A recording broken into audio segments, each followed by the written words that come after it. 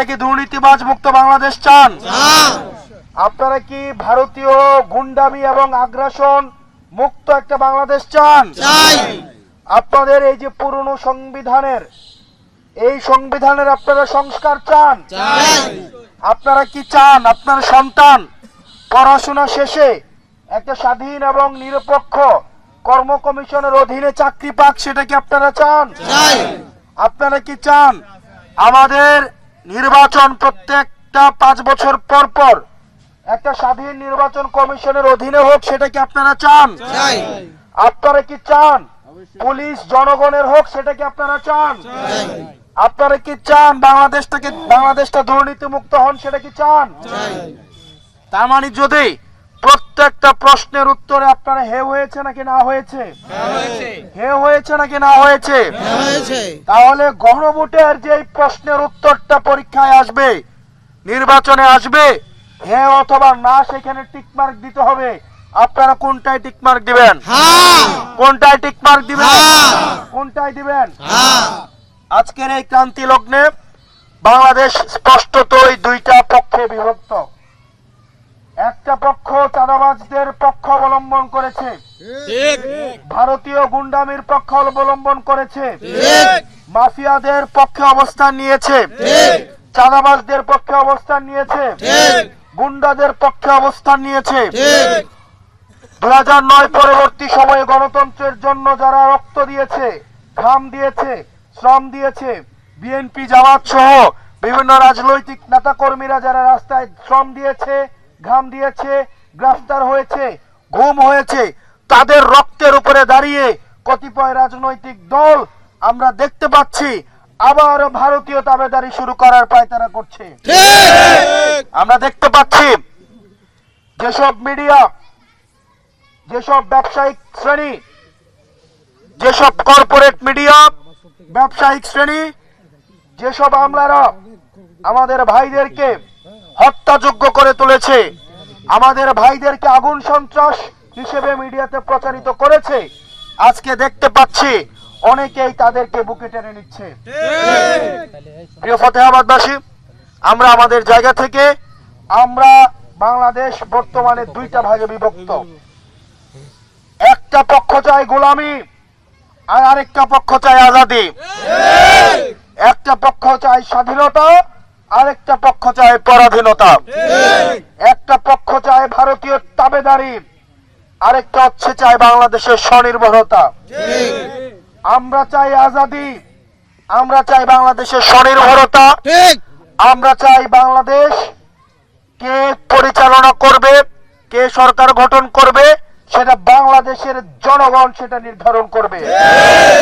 দিল্লি থেকে কোন এজেন্ট ভিত্তিতে হাসিনাকে যেভাবে এজেন্ট নিয়োগ করার মধ্য দিয়ে বাংলাদেশটাকে একটা সাবকন্টিনেন্ট হিসেবে, আমাদের একটা কলোনিয়াল একটা স্টেট হিসেবে দীর্ঘ 1.5 দশকের বেশি সময় ভারত পরিচালনা করেছে।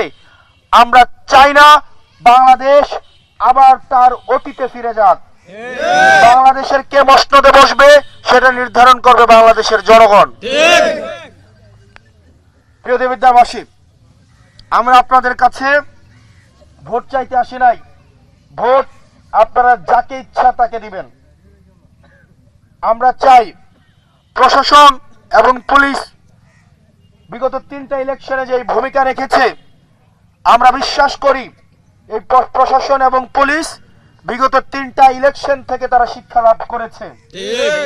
তারা ব্যালটে সিল দিয়ে তারা অনেককে সরকার বানাইছে। এই সরকার কি টিকতে পারছে? এই সরকার টিকতে পারছে? পুলিশ বা প্রশাসনের কাজ না ব্যালটে সিল দিয়ে সেই সরকার প্রতিষ্ঠা করা। পুলিশের কাজ হচ্ছে, প্রশাসনের কাজ হচ্ছে জনগণ যাতে নির্ভয়ে, জনগণ যাতে তার নিজের ভোটটা নিজে যথাযথভাবে দিতে পারে। আমরা সম্মানিত পুলিশ ভাই এবং প্রশাসনদের দৃষ্টি আকর্ষণ করব, আপনারা বিগত 3টা ইলেকশন থেকে শিক্ষা লাভ করেন। আপনারা যদি নিরপেক্ষভাবে আপনারা আপনাদের দায়িত্ব পালন করুন, জনগণ আপনাদেরকে মাথায় তুলে রাখবে। আর না হয় আপনাদের বেনজির এবং হারুনের পরিণতি আপনাদেরকে বরণ করতে হবে। আপনারা দেখেছেন নগ্নভাবে পুলিশ এবং প্রশাসন বিগত 3টা ইলেকশনে হাসিনাকে ক্ষমতায় আনার জন্য তারা নির্বাচন ব্যবস্থাকে কলুষিত করেছে, আপনাদেরকে লাঠিয়াল বাহিনী হিসেবে ব্যবহার করেছে। আমরা বিশ্বাস করতে চাই আমাদের দেশপ্রেমিক, আমাদের মেধাবী যোগ্য পুলিশ এবং প্রশাসনের যে ভাইয়েরা রয়েছেন, আপনারা জনগণের প্রতি কমিটেড থাকুন। আপনারা যাতে করে জনগণ নির্ভয়ে ভোট কেন্দ্রে এসে তার নিজের ভোটটা নিজে দিতে পারে, সেটির ব্যবস্থা করার জন্য আপনারা প্রত্যয়ী হন। আর সম্মানিত ভাইয়েরা, আপনারা আমাদের জন্য দোয়া করবেন, আপনারা আমাদের সালাম মানুষের কাছে পৌঁছাই দিবেন। আমি একা মানুষ, 2 পায়ে যদি হাঁটি, একদিনে হয়তো 10 মাইল হাঁটবো, এবং সেটা হয়তো একদিকে হাঁটবো, বাকি একদিকে হাঁটলে তো 3 দিক বাকি থাকে, থাকে না? থাকে কিনা? আমরা যদি শুধু হাঁটতেই থাকি, দিন শেষে কোনো লাভ আছে? বলেন, লাভ আছে? এখন বাকি 3 দিকের হাঁটার দায়িত্ব কে নিতে হবে? কে নিতে হবে? আপনাদের নিতে হবে কিনা? আমি আপনাদের এলাকার সন্তান, আমি দেবিদ্বারের সন্তান, আমি আপনাদের সন্তান। আমার এই কাজটাকে, এটা আপনাদের কাছে আমি ভোট চাইতে আসি নাই, বরং আমার পক্ষ হয়ে আপনি মানুষের কাছে ভোট চাইতে যাবেন। নিজের সন্তানের জন্য আপনাকে কাজ করতে হবে। আপনি আমার জন্য দোয়া আমি চাই না, শুধুমাত্র আপনি আমার জন্য দোয়াই করবেন, বরং আপনি আরো 10টা মানুষের কাছে আমার জন্য দোয়া চাইবেন। আমি শুধুমাত্র এটা চাই না যে আপনি আমার জন্য ভোট দিবেন, বরং আরো 10টা মানুষকে আপনি উৎসাহিত করবেন যাতে আমাকে ভোট দেয়।